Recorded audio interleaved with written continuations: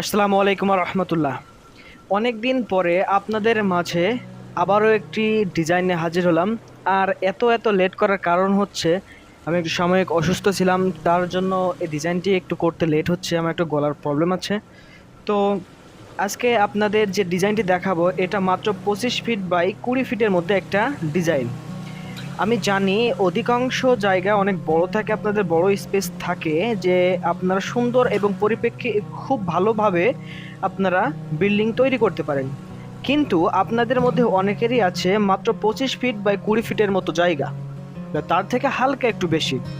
তো তাদের কথা মাথায় রেখে আজকে আপনাদের আমি সুন্দর একটি ডিজাইন দেব, যেটার মধ্যে থাকছে দুইটা বেডরুম, একটা কিচেন, একটা লিভিং রুম এবং একটি টয়লেট। আর পাশাপাশি আপনি চাইলে স্টোর রুমও করতে পারেন। তো দেরি না করে আপনাদের মূল ভিডিওতে চলে যাচ্ছি।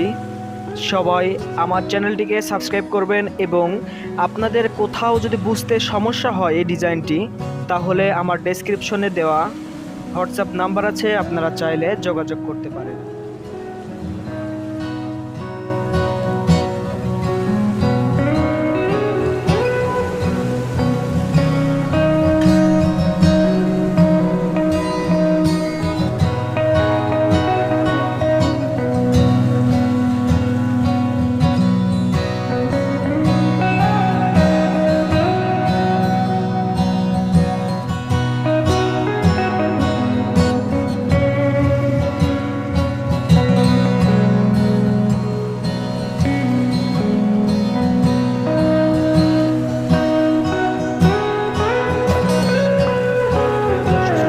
তো আমাদের ইতিমধ্যে ডিজাইনটি হয়ে গেছে।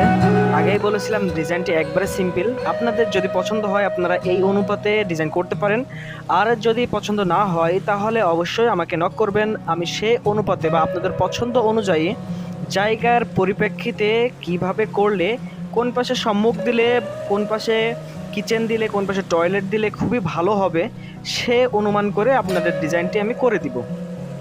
শুধুমাত্র দরকার আপনাদের একটু নক। আর ডেসক্রিপশন বক্সে আমার হোয়াটসঅ্যাপ নাম্বার দেওয়া থাকবে, আপনারা চাইলে খুব সহজে নির্দ্বিধায় আমার সাথে যোগাযোগ করতে পারেন। তো এটা আপনাদের আগেই বলে রেখেছি, এটা মাত্র 2 রুমের, কারণ এর দৈর্ঘ্যে মাত্র 25 ফিট এবং প্রস্থে মাত্র 20 ফিট। তো 25 ফিট আর 20 ফিটের মধ্যে এর থেকে ভালো ডিজাইন করা সম্ভব নয়। এবং আপনারা যদি চান তাহলে সামান্য একটু পাশে যদি বাড়াইতে পারেন, যেমন 27 ফিট বাই 23 ফিট, এরকম ডিজাইন যদি করা যায় বা এরকম জায়গার অনুপাতে যদি ডিজাইনগুলো করা যায়, তাহলে এর থেকে অনেক অনেক বেটার ডিজাইনটি আপনারা পাবেন। আর এটা ছিল একজনের, মানে সম্মুখটা দিতে হবে জাস্ট এই সাইড থেকে, সেজন্য মানে এই যে জমিটা আরও লম্বায় বেশি হয়ে গেছে। যেমন এই সাইড থেকে 25 ফিট এবং আড়ে বা দৈর্ঘ্যে যেটা বলে, সরি প্রস্থে যেটা বলে, সেটা মাত্র 20 ফিট। এখন এই যে 20 ফিটের দিকে আপনারা এটা ফ্রন্ট সাইড মানে সম্মুখ রাখা হয়েছে। এখন যদি এই ডিজাইনটাতে 25 ফিটের দিকে সম্মুখ রাখা হতো, অর্থাৎ ডিজাইনটি যদি এভাবে ঘোরানো হতো, তাহলে এর থেকে আরও বেটার ডিজাইন করা যেত। তো একজনের চাহিদা মোতাবেক এরকম ধরনের ডিজাইন বা এরকম ধরনের তার জমির পরিমাপ, তো সেভাবে ডিজাইনটি করা হয়েছে। তো এই ডিজাইনটাও আপনারা চাইলে করতে পারেন। আর যেটা বললাম, আপনারা যদি না চান তাহলে অবশ্যই আমাকে নক করবেন। এখন আসি মূল বিষয়। মূল বিষয় হচ্ছে আপনারা এখানে দুইটা রুম পাবেন, বেডরুম পাবেন। সেটা হচ্ছে 9 ফিট বাই 8 ইঞ্চি এবং 9 ফিট বাই 5 ইঞ্চি দৈর্ঘ্যে। আপনারা এপাশ থেকে পাবেন 9 ফিট বাই 8 ইঞ্চি। এখন কথা হলো, এই যে 9 ফিট বাই 8 ইঞ্চি এবং 5 ফিট বাই 9 ফিট বাই 5 ইঞ্চি, এই যে জায়গাটা বা এই যে মাপটা ঘরের জন্য কি যথেষ্ট?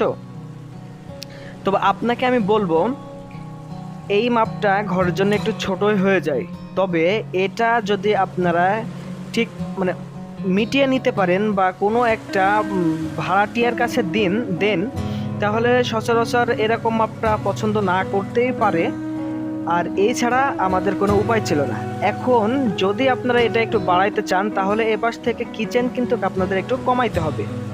সো আপনারা যদি বা এই ডিজাইনটাতেই যদি আপনারা একটু বাড়াইতে চান, তবে হ্যাঁ, 10 ফিট বাই 5 ইঞ্চি এই ডিজাইনটা কিন্তু বা এই যে মাপের ঘরগুলো কিন্তু একবারে স্ট্যান্ডার্ড।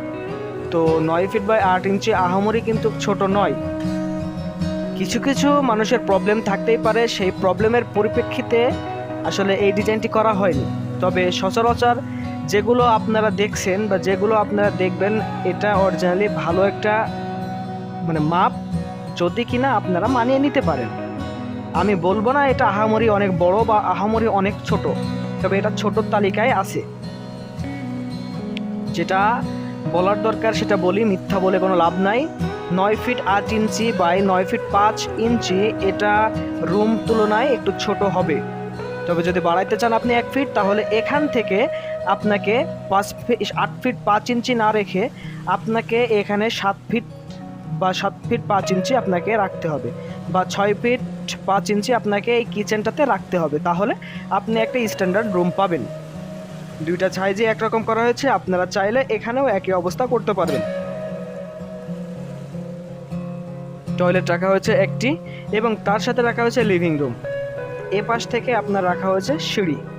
আপনি চাইলে আপনি এখান থেকে ঘুরে এখানে কিছু রেস্ট করে দেন লিভিং রুমে বা এখানে কিছু স্টোর করে, যেমন জুতা থেকে শুরু করে লাগেজ ট্যাগেজ সব কিছু এখানে স্টোর করতে পারেন, বা ছোটোখাটো একটা বাইক ধরানোর জন্য এই জায়গাটা দেওয়া আছে। আপনারা যদি চান তাহলে এই যে এই অলটাও আপনারা তুলে দিতে পারেন।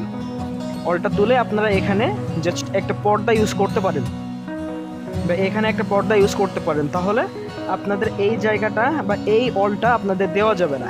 এটা রাখা হচ্ছে একটা লিভিং রুমের পার্টিশন অনুযায়ী, কারণ আপনারা যখন এই রুমের দরজা দিবেন এবং কিচেনে দরজা দেওয়া থাকবে, তখন আপনার এই পুরোটা একটা লিভিং রুমে রূপান্তর হবে। আর লিভিং রুমে এত বড় স্পেস লাগে না কখনো। সেজন্য এই যে এই পাশে যদি দরজা দেওয়া থাকে, তাহলে এখানকার দরজা মানে এটা হচ্ছে দ্বিতীয় স্টেপ ডোর, কারণ এটা হচ্ছে ফার্স্ট স্টেপ, এটা হচ্ছে দ্বিতীয় স্টেপ আপনার রুমে প্রবেশ করার জন্য। তো আপনারা যদি এখানে এই ওয়ালটা না দেন তাহলেও হবে, আর যদি দেন তাহলে এই লিভিং রুমটা একটা স্ট্যান্ডার্ড লেভেলের হবে। আর এই যে এই A to Z এগুলো রাখা হয়েছে, আপনারা সাধারণত এই যে লিভিং রুমটাই 10 ইট কিংবা 14 ইট 12 ইট এই পর্যন্ত গাঁথনি দিয়ে আপনারা চাইলে যে কোনো একটা মানে জানালা টাইপের করতে পারেন। রড হোক বা স্টিল হোক, যে কোনো কিছু দিয়ে সুন্দর একটা ডেকোরেশন করতে পারেন, কারণ সহজে আপনাদের এদিক থেকে সুন্দরভাবে আলো বাতাস ঢুকতে পারে।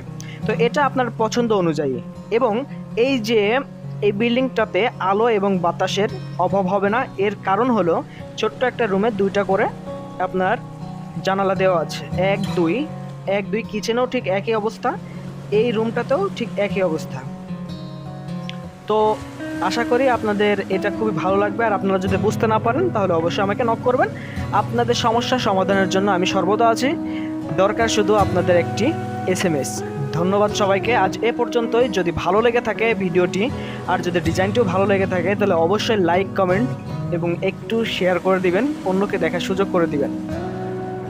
ধন্যবাদ সবাইকে, আসসালামু আলাইকুম।